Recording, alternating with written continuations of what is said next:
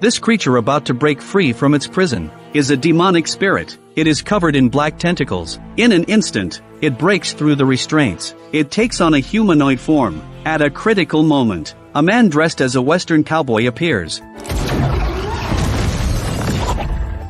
The demonic spirit is vanquished by the man. The man's name is Jack. He is a detective of the underworld. However, just a few days ago, he was still a living person. On that day, Jack, who was the sheriff, arrived at the train station to greet his daughter and son-in-law. Unfortunately, he happened to encounter a group of robbers. As the sound of gunfire erupted, the entire station descended into chaos. Jack remained calm in the face of danger. After ensuring the safety of his daughter, he decisively drew his gun to confront the robbers. With his precise marksmanship, he took out the leader of the robbers. Little did he know, he was ambushed from behind. He was shot from behind. And after a burst of light, he was transported. Dead Jack found himself in R.I.P.D department. The woman in front of him was in charge here. She informed Jack of his death. However, the woman offered to bring Jack back to life, to return to the human world. But there was a condition. He had to become an underworld police officer to handle supernatural incidents. In order to see his beloved daughter again, Jack agreed to the woman's request. Jack had one question. With so many people dead at the scene, why was he chosen to become an underworld detective? The woman provided an explanation for that. Just a few days ago, at a location in a mining area called Red Creek, a dimensional rift occurred. It appeared that an evil spirit emerged from underground. Jack was the sheriff of that area, making him the best candidate to investigate the case. Like this, at R.I.P.D department, after Jack selects a handgun, he is sent back to the human world. Here, Jack meets his partner, Maria. She is a veteran officer. According to her, she has been alive for over 400 years.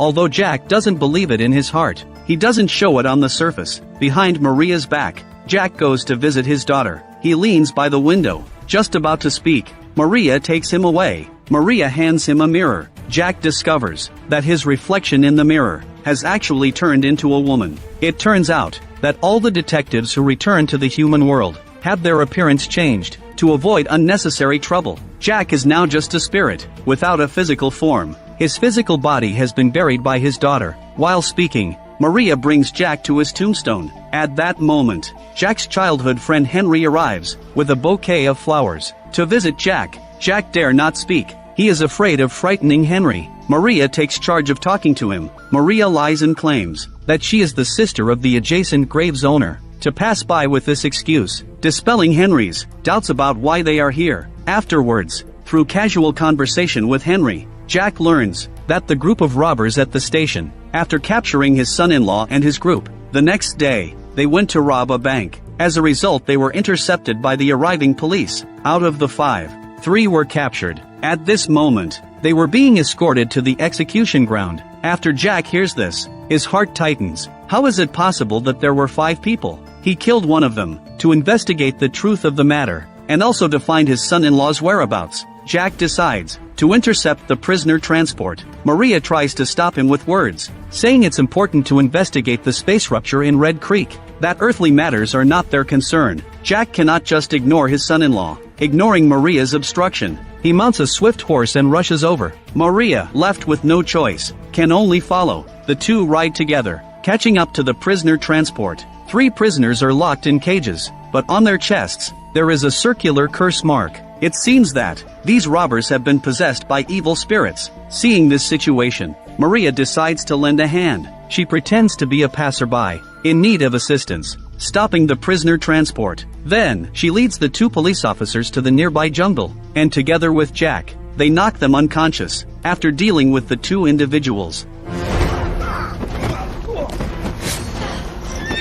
The remaining people escape on a horse-drawn carriage. Jack rushes towards them, and manages to climb onto the carriage. The sheriff turns around and fires a shot. Jack is hit and falls off. The sheriff mistakenly believes that Jack is dead. He gets off the carriage to check, only to find no bullet wounds on Jack's body. Before he can figure out the situation, Jack suddenly opens his eyes, frightening the sheriff, who quickly runs away. For Jack, earthly weapons pose no harm to him. Shortly after, Maria arrives and takes out a vial of potion. She sprinkles a drop of it on one of the prisoners. The person instantly reveals his true form. Jack retrieves the holy gun and kills him. Following that, Maria takes care of another one. Finally, only one person remains. Jack takes him to the mountains to extract information about his son-in-law's whereabouts. Jean remains defiant, swearing not to reveal anything. Maria has to resort to some methods.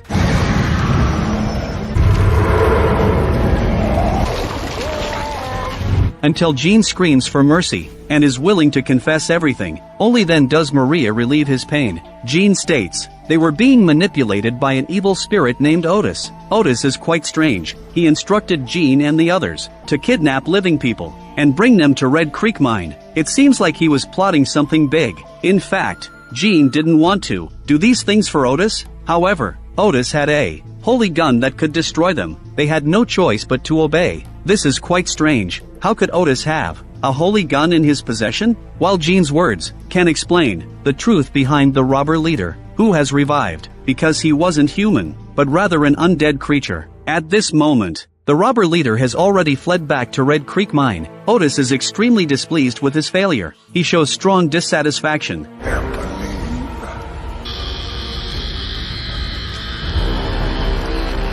Jack and the others, in order to find his son-in-law and investigate Otis' situation, are pressing Jean forward towards Red Creek Mine. Meanwhile, as the plot unfolds, Otis' identity gradually comes to light. That night, the evil spirit that emerged from the space rupture was indeed Otis. The reason for the space rupture is quite interesting. It turns out that on the day of a total solar eclipse, a miner accidentally dug a hole. This hole happened to connect to hell. Otis is one of the 3 undead overlords. This time, he managed to escape and planned to rule the earth. He intended to bring his undead army to the surface and started to capture humans frantically. He planned to enlarge the vulnerable mine on the day of the total solar eclipse. Truly ambitious. On the other hand, Jack and the 2 of them finally arrived at Red Creek Town. They discovered that it was extremely desolate here. The streets were deserted. Jack went to the only hotel in town. They temporarily stayed here. Jack noticed that the hotel owner looked haggard, as if suffering from a serious illness.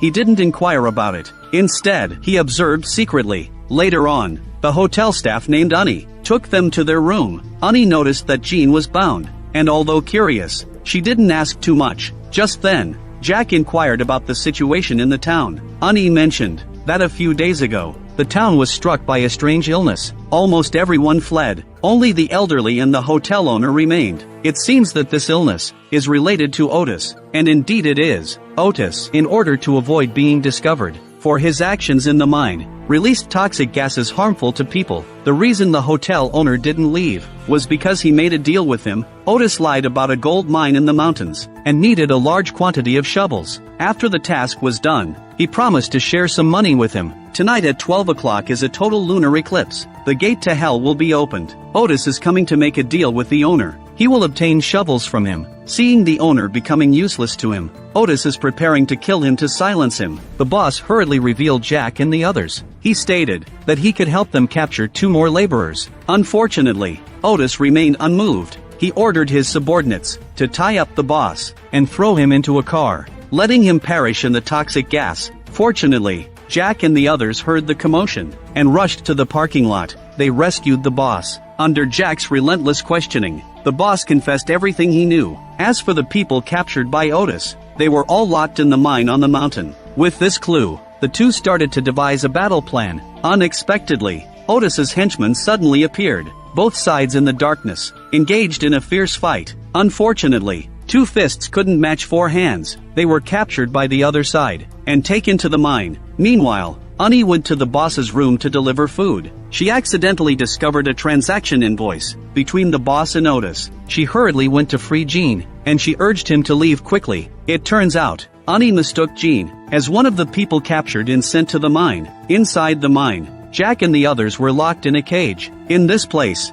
they encountered their son-in-law, Andrew. He was doing well. Who would have thought that Maria would also encounter someone familiar here? Otis's female assistant. They knew each other from before. The holy gun in Otis's hands was the one she stole. Just at this moment, Andrew took the opportunity to break free from his restraints. He ran out of the cage, intending to rescue everyone and escape. However, he was ultimately subdued by the guards and locked back in the cage. Nevertheless, Andrew's actions earned Jack's approval. He felt that his daughter had chosen the right husband. Soon, Midnight was approaching. Andrew and the others were taken out of the cage. Only Jack and Maria were left behind. The female assistant brought Otis along and revealed their identities. Otis was very arrogant. He believed that Jack and Maria couldn't stop him. He then revealed his entire plan to them. Otis intended to, tonight, open the gates of hell and summon the undead to rule the earth. After he finished speaking, he went with his female assistant to oversee the operation.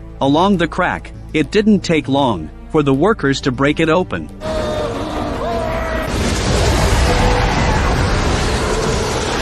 The horde of escaped undead pounced on humans and took control of them. On the other side, Maria sensed that the situation was grim, but was powerless to stop it. At this moment, Jack asked if there was a way to close the gates of hell. Maria said they could try to extinguish the flames of hell. The method involved using the tears of the Holy Maiden, which she wore as a necklace around her neck. Over 400 years ago, when Maria was still alive, she had participated in the siege of Orleans. It was during that time that she found the tears of the Holy Maiden. Just as they were talking, Jean suddenly appeared. They initially thought he had come to eliminate them, but to their surprise, Jean actually switched sides at the last moment. It turned out he didn't want to descend into hell, and hoped that Maria would give him a chance. Jean's betrayal at this moment seemed somewhat sudden, but it didn't matter anymore. Jean took the opportunity to pull out the captured holy gun from one of the guards. He killed one person with a single shot, causing the enemy's weapon to fall. Maria quickly picked up the holy sword,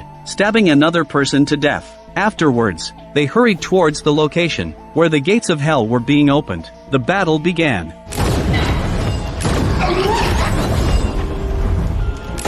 Jack covered Jean as he evacuated the hostages, while he himself fought against the undead. Along the way, the holy gun was knocked out of Jack's hands. Jack drew the holy blade, but he was overpowered and knocked down by the enemy. The undead pursued their advantage. Jack launched a desperate counterattack, but it proved ineffective. He was still overwhelmed by the undead. At a critical moment, Maria appeared and stabbed the undead with her blade. At the same time, she used the tears of the Holy Maiden to extinguish the flames of hell. Almost in an instant, the gates of hell were closed. All the undead that had escaped moments ago were all drawn back in, while Otis didn't disappear. Instead, he revealed his true undead form. Otis launched an attack against the two of them. The two of them were completely outmatched. Fortunately, Jack found a holy gun. Taking advantage of Jack's cover, Maria retrieved her holy sword. She launched attacks from behind, but unfortunately, they were completely overmatched. At a critical moment, Jack noticed that the small vial containing the tears of the Holy Maiden still had a few drops left. So, he decisively infused them into the bullets of the holy gun. He charged forward and fired a precise shot.